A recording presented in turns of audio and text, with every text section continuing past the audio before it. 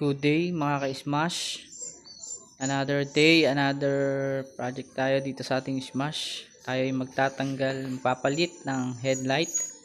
Ito nga, bago natin tanggalin muna natin side mirror, yung tornilyo, yung mga tornilyo na yan.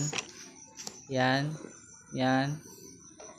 Yung mga tinuturo ko, hindi nakasali yan. Yan yung mga tatanggalin natin para matanggal yung flarings. Yan.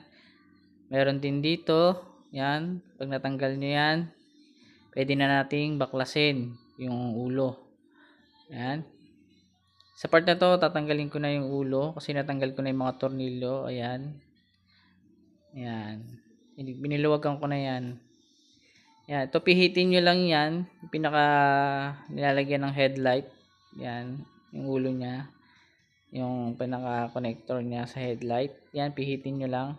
Pagkapihit yan, mabubunot nyo na yung bumbilya.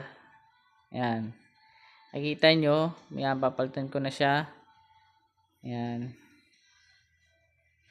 Ayan. Yun, pwede nyo na siyang palitan. Ito yung binili ko, yung mumurahin lang. Ayan. Sabihin nyo lang sa pagbibilhan nyo, headlight. Ayan, headlight bulb. Ayan, meron naman yung pinaka-gutli. Ayan, pinaka-pattern niya. Doon nyo rin siya ipapasok. Ayan. Ayan, meron naman siyang mark. Ayan, hindi kayo magkakamali dyan. Basic lang. Ayan, pag lagay nyo dyan, pwede nyo na ibalik. Ayan. Pasok nyo lang uli yan. Very basic lang to. Madaling-madali lang. Kahit kaya nyo gawin yan. Ayan, basic lang yan.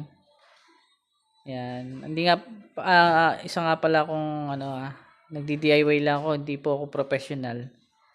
Ayan. Ayan, kakabit nyo lang isa dyan. Ayan. Ayan, nakabit ko na. Ayan. Tapos bago nyo ibalik, i-testing nyo muna kung nagana. Para sure kayo at hindi na kayo magbabaklas uli. Ayan, testing ko na yung high, yung low. Okay naman, goods. Ganun lang. Kung may natutunan kayo, paki-like and share na lang. Salamat. Subscribe na rin po mga ka-Smash. Maraming salamat po mga ka-Smash. Ingat po kayong lahat. God bless po. Ganun lamang po kadali magpalit ng headlight. Salamat po.